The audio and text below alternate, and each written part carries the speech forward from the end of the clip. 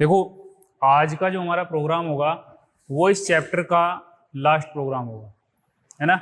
और ये जो प्रोग्राम है ये कुछ बड़ा होगा। अब तक जितने हमने प्रोग्राम बनाए वो सब छोटे थे, ये थोड़ा बड़ा होगा। इसमें प्रिंट ऐप और स्कैन ऐप को हम ज़्यादा बार यूज़ करेंगे, ठीक है। साथ ही साथ इसके अंदर हम लॉजिक भी बनाएंगे, यानी जो हमें सीपीयू से काम कराना है वो भी हम इसमें दिखाएंगे। तो सबसे पहले हम समझेंगे कि हमारा आउटपुट क्या आना चाहिए, उसी के अनुसार हम अपना कोड लिखेंगे। क्लियर। उसके बाद मैंने एक चीज़ और सोची है, क्योंकि ये केवल पढ़ के पास हो जाना काफ़ी नहीं है, ये एक स्किल है। अगर आप इसको सीख जाते हो तो फ्यूचर में आपको इसके थ्रू जॉब भी मिल सकती है ना। तो मैं सोच रहा हूँ कि शाम के समय हम इसकी लाइव क्लास रखें कोडिंग की ओनली। उसमें हम क्या करेंगे, केवल प्रोग्राम बनाएंगे। क्लियर। बाकी जो हमारा कोर्स है सिलेबस के अकॉर्डिंग वो चलता रहेगा इसी समय, और शाम के टाइम हम उसको रख लेंगे सप्ताह में 1 दिन या 2 दिन, जैसे भी होगा मैं आपको बता दूंगा अपना समय देख के। ठीक। हम क्या करेंगे, शाम के समय ऑनलाइन जुड़ेंगे लाइव यूट्यूब के ऊपर, और वहाँ पे हम प्रोग्रामिंग करेंगे ताकि हमारी प्रैक्टिस ज़्यादा हो सके और हम इसको अच्छे से समझ सकें। क्लियर। बात समझ में आ गई। लेकिन प्रैक्टिस करने का मतलब ये नहीं कि केवल मैं ही प्रैक्टिस करता रहूँ, मैं आपको सिखाता रहूँ। आपको प्रैक्टिस करनी पड़ेगी, तभी आप सीख पाएंगे। बात समझ में आ गई। तो आज का जो प्रोग्राम है वो प्रोग्राम है हमारा कि हमारा जो रिजल्ट बनता है, आपका रिजल्ट आता है ना, उस रिजल्ट को कैसे बनाया जाता है कंप्यूटर के अंदर, वो कैसे हमारे सब्जेक्ट के नंबर्स को जोड़ता है, कैसे वो उसको परसेंटेज में कन्वर्ट करता है, ये काम रहेगा हमारा आज के प्रोग्राम में। क्लियर।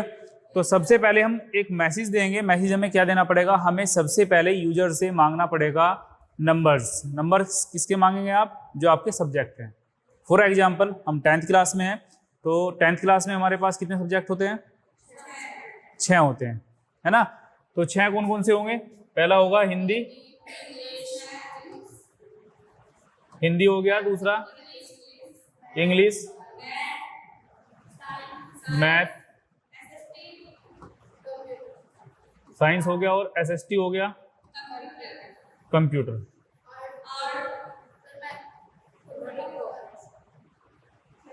ठीक। किसी के पास आर्ट भी होता है ना, ये ऑप्शनल होता है। हाँ, कुछ बच्चों के पास कंप्यूटर होता है, कुछ बच्चों के पास आर्ट होता है, और मैथ के साथ कुछ के साथ होम साइंस होता है। ठीक है। तो हमें यूजर से क्या चाहिए, हमें यूजर से चाहिए, यानी जो सॉफ्टवेयर को चला रहा है, जो हम प्रोग्राम बनाएंगे, उससे हमें चाहिए इनपुट। और इनपुट में हम क्या लेंगे, भाई हमें हिंदी के नंबर दो, इंग्लिश के दो, मैथ के या होम साइंस जो भी बच्चे के पास है उसके दो, और साइंस के दो, एसएसटी के दो, और कंप्यूटर के दो। ठीक है। जब ये नंबर कंप्यूटर के पास पहुंच जाएंगे, उसके बाद क्या होगा, उसके बाद आप उनको प्लस करेंगे, जोड़ेंगे, जोड़ने के बाद उसका टोटल बताएंगे। क्लियर। आपकी जो हाई स्कूल की मार्कशीट आती है उस पर अब तो टोटल नहीं आता, ग्रेड आते हैं। ग्रेड कैसे बनाते हैं उसको हम सीखेंगे जब इससे अगला जो चैप्टर चलेगा उसके अंदर वो कंडीशन वगैरह दी गई है। अभी हम केवल सीखेंगे नंबर्स को जोड़ना और उनकी परसेंटेज निकालना, क्योंकि अभी हम यहीं तक सीख पाए हैं। क्लियर।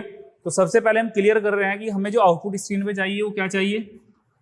सबसे पहले 5 के 5 सब्जेक्ट के नंबर हमें मांगने हैं। बात समझ में आ रही है। तो जब हम इस मैसेज को आउटपुट स्क्रीन पे देंगे तो कौन सा फंक्शन यूज करेंगे,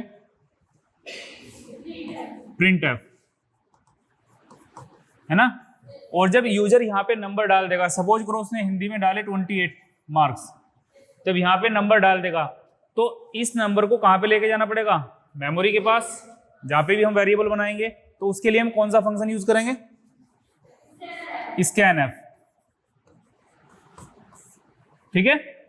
अब जैसे हमने पहले मैसेज के लिए प्रिंट ऐप और स्कैन ऐप यूज किया, ऐसे ही हम पांचों के 5 के लिए करेंगे। बात समझ में आ गई। तो पहले इतना काम करना है, इतना काम करने के बाद फिर हम इन नंबर्स को प्लस करेंगे एक वेरिएबल के अंदर। क्लियर हुआ। इनपुट क्लियर हो गया। इनपुट में हम क्या देंगे, नंबर्स देंगे। प्रिंट ऐप हमें यूज करना है इन सबको प्रिंट करने के लिए, स्कैन ऐप हमें यूज करना है इनके नंबर्स को मेमोरी तक पहुंचाने के लिए। क्लियर हुआ। अब प्रोग्रामिंग स्टार्ट करें। ठीक है। तो सबसे पहले हम स्ट्रक्चर बनाते हैं अपने प्रोग्राम की। सेव कर लें पहले। आज हम बना रहे हैं रिजल्ट। जब भी आप सी लैंग्वेज के प्रोग्राम को सेव करेंगे तो आप क्या लगाएंगे लास्ट में, .c। Clear. Has include studio.h, has include conio.h और हैज सॉरी, अब आएगा वॉइड मेन। यहाँ से हमारा मेन फंक्शन स्टार्ट होता है और फिर हम नीचे बाउंड्री बनाएंगे और यहाँ पे एक फंक्शन और आएगा गेट ch, आपको याद हो गया, मैंने बोला था ना कि आप जब प्रैक्टिस करेंगे तो आपको याद हो जाएगा। उसके बाद यहाँ पे हम लगाएंगे क्लियर स्क्रीन। क्यों लगा रहे हैं? ताकि स्क्रीन पे अगर पहले से कुछ लिखा हुआ है तो वो साफ हो जाए। अब मुझे एक बात बताइए, हमारे पास कितने सब्जेक्ट थे? 6 सब्जेक्ट थे, है ना? हमारे पास 6 सब्जेक्ट हैं, तो हमें वेरिएबल कितने लेने पड़ेंगे? 6 लेने पड़ेंगे। एक तो हमें चाहिए हिंदी के लिए, इंग्लिश के लिए, मैथ के लिए, साइंस के लिए, एसएसटी के लिए और कंप्यूटर के लिए। क्लियर? तो ये जो हम वेरिएबल बनाएंगे इनको हम थोड़ा इसी तरीके से बना लेंगे कि हमें समझ में आए कौन सा वेरिएबल किसका है। H for Hindi, E for English, M for math, S for science और SST पूरा लिख सकते हैं, 3 ही वर्ड है। उसके बाद कंप्यूटर में COM लिख देंगे, उससे हम कंप्यूटर में समझ में आ जाएगा। बात समझ में आई? तो ये हम वेरिएबल बनाएंगे। कितने वेरिएबल बनेंगे? 6। किस टाइप के बनेंगे? इंटीजर बनेंगे। भाई आपके जो मार्क्स आते हैं वो पॉइंट में थोड़ी ना आते हैं, वो किस में आते हैं? कंप्लीट आते हैं, 24, 23, 59, 65 इस तरीके से। तो ये जो वेरिएबल बनेंगे कैसे बनेंगे? इंटीजर। बात समझ में आ रही है? अब जब ये मार्क्स आपके पास आ जाएंगे तो आप क्या करेंगे? इनको प्लस करेंगे, जोड़ेंगे, और जोड़ने के बाद इन्हें किसी ना किसी वेरिएबल को दोगे। भाई किसी ना किसी वेरिएबल को देना पड़ेगा। जब ये नंबर्स जुड़ेंगे तो इनका जो सम आएगा वो कैसा आएगा? इंटीजर आएगा, फ्लोट आएगा? क्यों भाई? इंटीजर नंबर जोड़ रहे हैं तो इंटीजर ही आएगा। ठीक है, तो हमें लास्ट में जब इन सबको सम करना है, लास्ट में जब इन सबको सम कर देंगे तो एक वेरिएबल और चाहिएगा रिजल्ट के नाम का, जिसको मैं शॉर्ट में RE लिख दूंगा, और ये भी कैसा होगा? इंटीजर टाइप का होगा। क्लियर? अब आपको क्लियर हुआ कितने वेरिएबल बनाने हैं? 6 वेरिएबल ये हैं और एक 7। कितने वेरिएबल बनेंगे? 7 वेरिएबल बनेंगे। 6 वेरिएबल बनेंगे नंबर को लेने के लिए और एक वेरिएबल बनेगा उन सबको जोड़ने के लिए। बात समझ में आ गई? क्लियर हुआ? ठीक। किस टाइप का बनेगा ये पता लग गया? इंटीजर का बनेगा। तो मैं यहां पे लिखता हूं सबसे पहले INT इंटीजर। ठीक है, और सबसे पहला जो मेरा वेरिएबल था वो क्या था? H Hindi, E English, M math, S science, SST के लिए और COM कंप्यूटर के लिए, और उसके बाद क्या था? RE रिजल्ट के लिए। बना दी साथ के साथ। यानी अब क्या हुआ? अब कंप्यूटर ने मेमोरी के अंदर 7 ब्लॉक को रिजर्व कर लिया जहां पे हमारी वैल्यू जाएगी। क्लियर? अब कंप्यूटर में कुछ भी होता रहे, हमारे लिए वो कमरे बुक हो चुके हैं 7। अब वहां पे हम जाकर आराम से रह सकते हैं, यानी अपना प्रोग्राम हम चला सकते हैं। अब नीचे आएंगे क्लियर स्क्रीन के पास और यहां पे हम लिखेंगे printf। इसके अंदर पहला मैसेज देंगे एंटर हिंदी नंबर। क्लियर? उसके बाद printf /n enter English number. उसके बाद printf /n enter math number. उसके बाद हम नीचे आएंगे फिर से और इस बार हम किसके नंबर मांगेंगे? printf /n enter science number. उसके बाद हम फिर से नीचे आएंगे printf /n enter SST number. उसके बाद फिर से नीचे आएंगे printf /n enter computer number.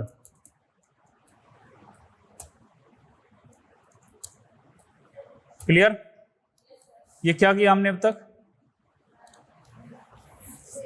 हमने केवल यूजर को, यानी जो कंप्यूटर चला रहा होगा, उसको केवल मैसेज दिखाई कि भाई इसका नंबर डाल दो, इसका नंबर डाल दो, इसका नंबर डाल दो।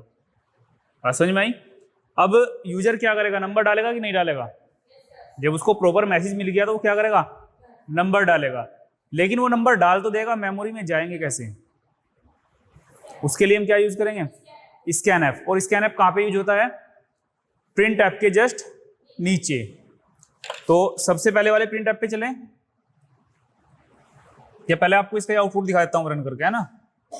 यहाँ पे इसको रन किया, प्रोग्राम चल रहा है हमारा, कोई एरर नहीं है। लेकिन क्या हो रहा है कि सब के सब एक साथ आ रहे हैं, हिंदी का नंबर डाल दो, इंग्लिश के डाल दो, मैथ के डाल दो, साइंस के डाल दो, एसएसटी के डाल दो और कंप्यूटर के डाल दो। जबकि होना क्या चाहिए, पहले हिंदी के मांगे, हिंदी के नंबर दें, फिर इंग्लिश के मांगे, फिर मैथ के मांगे, इस तरीके से मांगना चाहिए। क्लियर? तो इसको बनाते हैं सही से। अब करना क्या है, हमें केवल नंबर को मेमोरी तक लेके जाना है। उसके लिए हम यूज करते हैं स्कैनएफ, क्योंकि स्कैनएफ क्या है, एक इनपुट फंक्शन है ना। यहाँ पे हम क्या लिखेंगे, %d। क्यों लिखेंगे %d? उसका रीजन ये है कि जो वैल्यू हमारे पास आएगी वो कैसी है, इंटीजर है, और इंटीजर के लिए हम हमेशा क्या लगाते हैं, %d। क्लियर? अब उसके बाद क्या करेंगे, कोमा, किसके एड्रेस पे जाना है, जो नंबर वो डालेगा वो किसके एड्रेस पे जाना है। भाई आपने हिंदी के नंबर मांगे, है ना, हिंदी के नंबर उसने डाल दिए। अब हिंदी के नंबर कहाँ पे जाने चाहिए, h के पास। किस वेरिएबल के पास जाने चाहिए, देखो समझो हमने क्या किया है। जब हमने वेरिएबल को डिक्लेयर किया ना, तो मेमोरी के अंदर हमें इस तरीके से कुछ जगह मिली है, ऐसे जगह मिली है। ये पहले वाली जगह किसके नाम से है, h के नाम से, फिर e के नाम से, फिर m के नाम से, फिर s के नाम से, फिर SST के नाम से, इस तरीके से मिली हुई है। क्लियर? अब हमने पहला मैसेज दिया कि एंटर हिंदी नंबर। क्या मांग रहे हैं हम, हिंदी के नंबर मांग रहे हैं। उसके बाद स्कैनएफ क्यों लगा रहे हैं हम, क्योंकि जब यूजर स्क्रीन के ऊपर नंबर डालेगा तो उसको कहाँ पे पहुंचाना है, h के पास, यहाँ पे पहुंचाना है। तो यहाँ का एड्रेस तो बताना पड़ेगा ना। भैया आपने अपने दोस्त के लिए, अपने रिश्तेदारों के लिए कहीं पे कोई कमरा बुक कर दिया तो बताना तो पड़ेगा उसको एड्रेस, कि वहां पे चले जाना, तभी तो जाएगा वो। तो हमें क्या करना है, एड्रेस बताना है। एड्रेस किसका बताएंगे हम, h का। यहाँ पे h लिख देंगे, लिख दिया। उसके बाद सेमीकोलन, करा इतना। अब रन करके देखें, क्योंकि हमें टेस्ट जरूर करना चाहिए बीच बीच में, अगर कोई छोटी मोटी प्रॉब्लम होगी तो स्टार्टिंग में ही पकड़ में आ जाएगी। क्या मांग रहा है ये, एंटर हिंदी के नंबर, है ना। अब सारे मैसेज तो एक साथ नहीं आ रहे। क्यों नहीं आ रहे, क्योंकि वो रुका हुआ है। रुका हुआ क्यों है, क्योंकि उसको पता है अगली इंस्ट्रक्शन क्या है। अगली इंस्ट्रक्शन है कि जब तक नंबर ना मिले तब तक आगे नहीं बढ़ना। स्कैनअप लगा दिया ना, अब वो क्या करेगा, जो नंबर आएगा उसको पकड़ के पहले हिंदी के पास छोड़ जाएगा। अब मैं यहाँ पे नंबर डालता हूँ, सपोज करो 35। एंटर प्रेस किया, क्या हुआ, उसके बाद सारे आ गए। वो नंबर तो चला गया, वो नंबर तो हिंदी के पास चला गया, लेकिन नीचे वाले आ गए। क्यों आ गए नीचे वाले, क्योंकि नीचे वालों को कोई इंस्ट्रक्शन नहीं है अभी मेमोरी में नंबर कैसे भेजना है, उन्हें भी इंस्ट्रक्शन देनी पड़ेगी। बात समझ में आ रही है? तो जैसे स्कैनअप हमने पहले वाले में लगाया, ऐसे ही नीचे वालों में लगाएंगे। लगाएं? ठीक है। अब आते हैं हम इंग्लिश में, और यहाँ पे लिखते हैं स्कैनअप, उसके बाद %d। क्यों लगा रहे हैं ये तो मालूम हो गया होगा अब आपको। और किसके एड्रेस पे जाएगा ये, ई के, क्योंकि इंग्लिश के नंबर है। किसी को डाउट है तो पूछ सकते हैं अभी। उसके बाद फिर से स्कैनएफ और %d कोमा एड्रेस ऑफ किसका, मैथ का, क्योंकि मैं इस बार मैथ के नंबर हैं। और उसके बाद फिर हम स्कैनएफ लगाएंगे, सेमीकोलन नहीं लगाइए। कल हमने ये तो सीखा था कि अगर हम बाई चांस भूल जाते हैं तो एरर आएगी, है ना, और उस एरर को हम बाद में फिर सोल्व कैसे करते हैं वो सीखा था हमने कल। उसके बाद लेकिन अच्छी बात है कि आप स्टार्टिंग में पकड़ रहे हैं, इसका मतलब आपका ध्यान इधर है। कोमा एड्रेस ऑफ एस, यानी साइंस के नंबर यहाँ पे आएंगे, और उसके बाद फिर एसएसटी के नंबर हम मांग लेते हैं। स्कैनएफ कोमा एड्रेस ऑफ एसएसटी, ध्यान रखना जैसी स्पेलिंग आपने ऊपर लिखी हुई है, अगर स्मॉल में लिखा हुआ है स्मॉल में, कैपिटल में लिखा हुआ है तो कैपिटल में, ऐसे ही आपको नीचे लिखना है, वरना एरर आएगी। क्योंकि ये जो लैंग्वेज है ये केस सेंसिटिव है। केस सेंसिटिव का मतलब होता है कि जैसा ऊपर वैसा ही चाहिए इसको, जैसे एक बार डिक्लेयर कर दिया %d, कोमा, किसका एड्रेस, कंप्यूटर का। क्लियर हुआ यहां तक? अब इसको रन करें। आपकी जो मोबाइल वाली ऐप मैंने बताई थी उसमें एक अच्छा फीचर हो रहा है कि वो ऑटो सेव करती है, अपने आप सेव कर लेती है, आपको बार बार सेव करने की जरूरत नहीं है। यहाँ पे मुझे बार बार सेव करना पड़ता है, लेकिन मैं भी इसको बहुत जल्द चेंज कर दूंगा। अभी आपको थोड़ा समझ में आने लगे तो लेटेस्ट ही हम भी यूज़ करेंगे, ठीक है। अब क्या मांग रहा है, हिंदी के नंबर मैंने डाले कितने 34, एंटर किया। अब क्या मांगा, इंग्लिश के मार्क्स, यहाँ पे डाले मैंने 44। अब एंटर किया, उसके बाद किसके मांग रहा है, मैथ के। उसके बाद फिर से मैंने एंटर किया साइंस के, उसके बाद फिर एंटर किया SST, उसके बाद फिर कंप्यूटर मांग रहा है। हो गया। अब इससे आगे हमने प्रोग्राम में कुछ किया था, यहीं तक किया है ना। तो यानी इस समय हुआ क्या है, इस समय मेमोरी में केवल इतना काम हुआ है, यूजर से नंबर मांगे गए, ठीक है। और जो मेमोरी हमने यहाँ पे बनाई हुई थी, यानी जो वेरिएबल बना रखे थे H के नाम से, E के नाम से, M के नाम से और S के नाम से, इस तरीके से उन सब में नंबर पहुंच चुके हैं। H में कितने पहुंचे 34, और इंग्लिश में 44, 67, 34, इस तरीके से पहुंच चुके हैं, ठीक है। इसमें 66 और इसमें 65। अब हमारे पास एक और है RE के नाम का, जो भी खाली पड़ा हुआ है ना। वेरिएबल हमने 7 बनाए थे ना, 6 का तो हमने यूज कर लिया, 6 के 6 कमरे में जिसको जाना था उसको हमने भेज दिया उस वैल्यू को। अब एक कमरा और खाली पड़ा हुआ है, अब उसमें क्या होना है, इन सबको जोड़ के इनका जो समय वो कहाँ पे आएगा, रिजल्ट में आएगा। क्लियर। लेकिन हमने अपने कोड में अभी केवल इतना ही काम किया है, अभी हमें क्या करना पड़ेगा, जोड़ना पड़ेगा। जोड़ने के बाद फिर क्या करना पड़ेगा, इस रूम को हमें क्या देना पड़ेगा, उस वैल्यू को देना पड़ेगा। बात समझ में आई?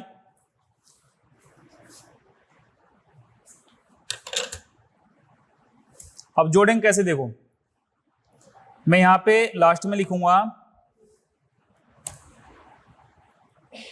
किस किस को जोड़ना है, H को जोड़ना है, H plus E plus M plus S plus SST plus COM। Clear. अब ये जुड़ तो जाएंगे, लेकिन जुड़ने के बाद जो नई वैल्यू बनेगी वो जाएगी कहाँ, वो जाएगी किसके पास, RE के पास, है ना। तो अब हम क्या करेंगे, जैसे मैंने आपको बताया था कि हम मैथ में क्या करते हैं, मैथ में हम लिखते हैं कि भाई यदि किसी को वैल्यू असाइन करनी हो तो हम लिख देते हैं ऐसे, RE बराबर 16, यानी ये वैल्यू किसकी है, RE की है। तो ये टोटल जो जुड़ के आएगा ये किसका होगा, RE का। तो हम क्या लिख देंगे, RE बराबर ये सब कुछ, ठीक है, RE बराबर ये सब कुछ। अब इसके लास्ट में यहां पे मैं लिखूंगा RE।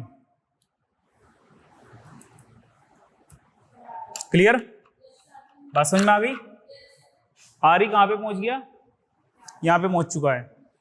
अब ये सब जुड़ेंगे और जुड़ने के बाद जो उसका सम होगा वो कहां पे पहुंच जाएगा, RE के पास। बात समझ में आ गई। अब इसको चलाएं, आउटपुट आना चाहिए ना। आपको लगता है आउटपुट आ जाएगा, कितनों को लगता है आउटपुट आ जाएगा, देखो ऐसे मैं रैंडमली डाल रहा हूं नंबर।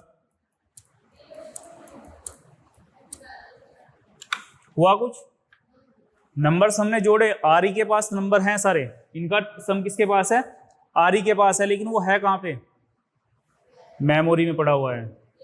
मेमोरी में जो ब्लॉक है ना वहां पे पड़ा हुआ है। अब हमें इंस्ट्रक्शन क्या देनी पड़ेगी कि भैया जो RE के अंदर पड़ा हुआ है उसको बाहर निकालो और स्क्रीन पे दिखाओ। स्क्रीन पे कौन दिखाता है, प्रिंट एफ दिखाता है। ये प्रिंट एफ ने दिखा रखा है, तो हम क्या लिखेंगे, प्रिंट एफ। अब हम इसके नीचे लिखेंगे प्रिंट एफ। प्रिंट एफ में हम दिखा देंगे हमने क्या कर रहे हैं, हम जोड़ रहे हैं ना, या टोटल लिख देते हैं, टोटल लिखा आता है,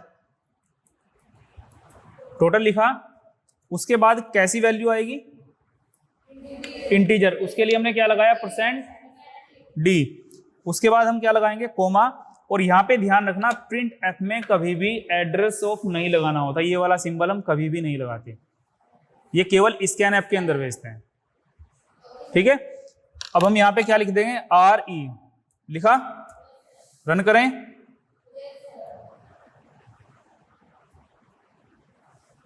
अब मैं इसको रन कर रहा हूं, नंबर डालें, आया टोटल, निकल के आ गया ना, लेकिन इससे बिल्कुल चिपक के आ रहा है, क्यों आ रहा है, क्योंकि /n नहीं लगाया, /n लगाते तो इस तरीके से बीच में गैप होता, तो ये फॉर्मेटिंग करना हमारे ऊपर है, हम उसको कितना अच्छा दिखाना चाह रहे हैं, यहाँ पे हम /n लगाएंगे और इसको अच्छा दिखाएंगे, क्लियर, बात समझ में आ गई। अब जब यूपी बोर्ड आपके नंबर्स को जोड़ के रिजल्ट बनाता है ना, तो वहाँ पे एक सॉफ्टवेयर बना हुआ है ऐसे ही, उस सॉफ्टवेयर में आपका नाम फीड किया जाता है और आपका रोल नंबर वगैरह जो भी होता है उसको फीड करते हैं, आपके नंबर डालते चले जाते हैं, एंटर प्रेस कर दिया, वो खुद से उसको जोड़ देगा, खुद से उनकी परसेंटेज निकाल देगा, जैसे ये निकाल रहा है। अब उस प्रोग्राम को बार बार बनाने की जरूरत नहीं है, जैसे आप कैलकुलेटर पे करते हैं, कैलकुलेटर में क्या कर रहे हैं आप, केवल वैल्यू चेंज करते हैं, उसका प्रोग्राम थोड़ी ना चेंज करते हैं, उसके बैकग्राउंड में जो कोड है ऐसा लिखा हुआ वो हमें नहीं दिखाई देता, क्यों नहीं दिखाई देता, क्योंकि आपने देखा कल की क्लास में अगर एक भी कोमा हट गया तो पूरा कोड क्रैश हो जाता है, नहीं चलता वो, इसलिए हम यूजर को कभी भी, जो सॉफ्टवेयर इंजीनियर्स होते हैं वो कभी भी यूजर को कोड नहीं देते, ठीक है, वो क्या देते हैं, केवल आउटपुट स्क्रीन देते हैं। बात समझ में आई। ईश्वर ने भी हमारे साथ यही किया है, भगवान ने भी तो हमारे साथ यही किया है कि जो हमारी कोडिंग है वो बॉडी के अंदर फिट कर रखी है, हमें बाहर नहीं दिखा रखी, क्योंकि अगर बाहर हमें हार्ड वगैरह दिख जाता हम कुछ ना कुछ उसके साथ कर देते और फिर क्या होता है, कोड क्रैश, है ना। तो ईश्वर ने भी हमारे साथ वही किया है, कंप्यूटर पे भी हम वही करते हैं, क्लियर। अब इसकी आप क्या निकालेंगे, % निकालेंगे। % कैसे निकालते हैं, % का फॉर्मूला क्या होता है मालूम है आपको। देखो सबसे पहले तो हमें % के लिए एक वेरिएबल लेना पड़ेगा, वो वेरिएबल किस टाइप का होगा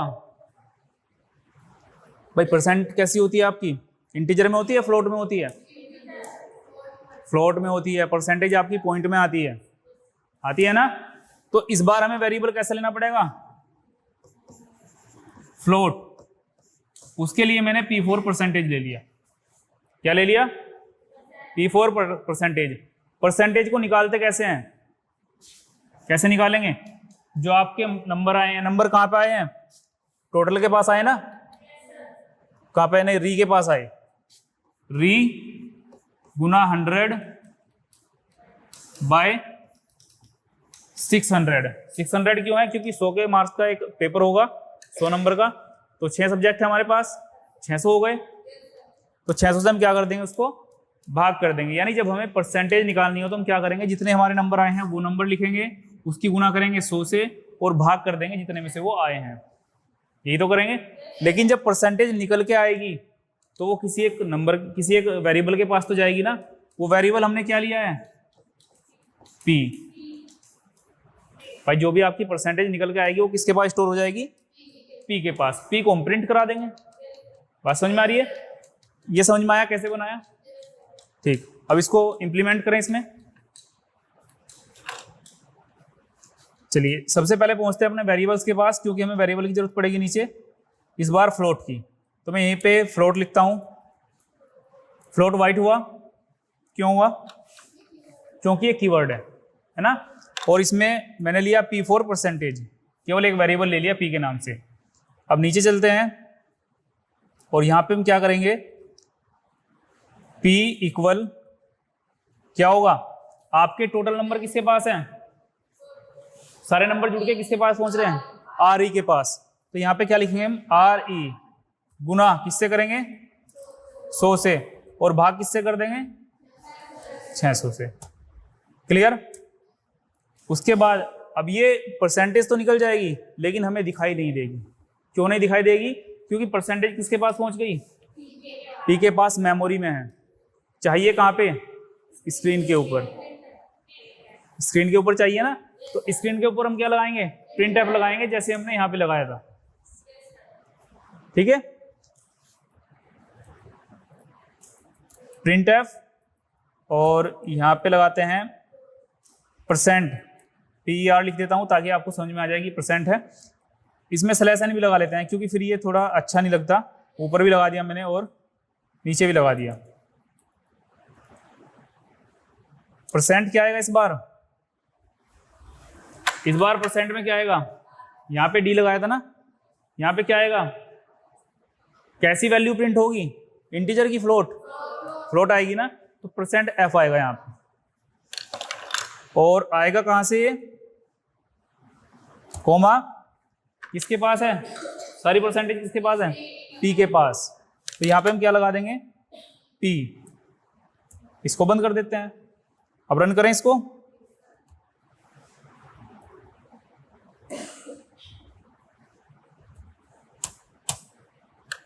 नंबर डालते हैं,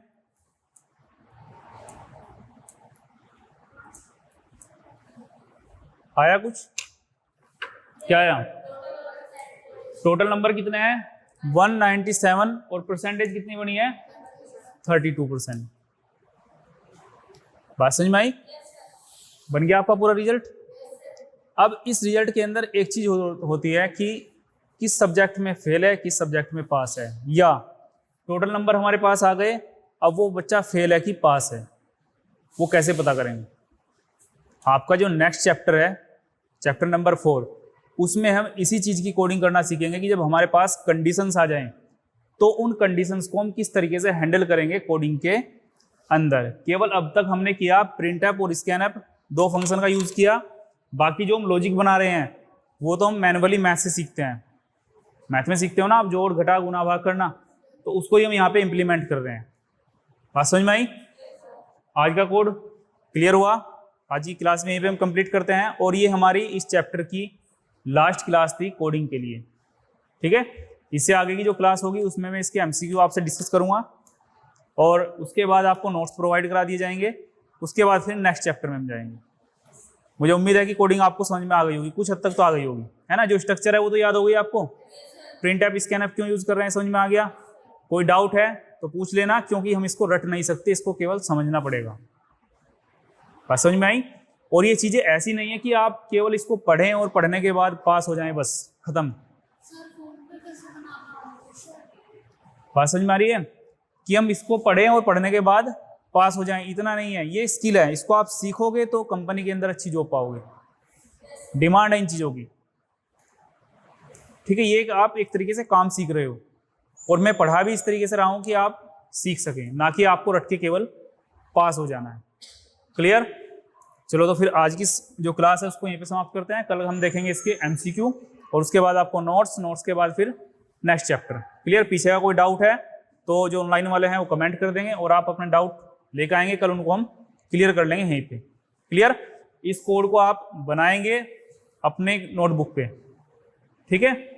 वीडियो से देख लेना, पूरा का पूरा कोड आपको मिल जाएगा, वहां से इसको नोट कर लेना, अपने फ़ोन पे बनाना, उसके बाद इसको रन करना। कोई प्रॉब्लम आती है तो मुझे सेंड करना है। बात समझ में आ गई। लेकिन पहले प्रैक्टिस करना, ऐसा नहीं है कि आपने केवल इसको देख लिया और आप जाके फिर एग्जाम में कर देंगे, नहीं कर पाएंगे, पॉसिबल ही नहीं है। बात समझ में आ रही है, प्रैक्टिस बहुत जरूरी है। ठीक है फिर।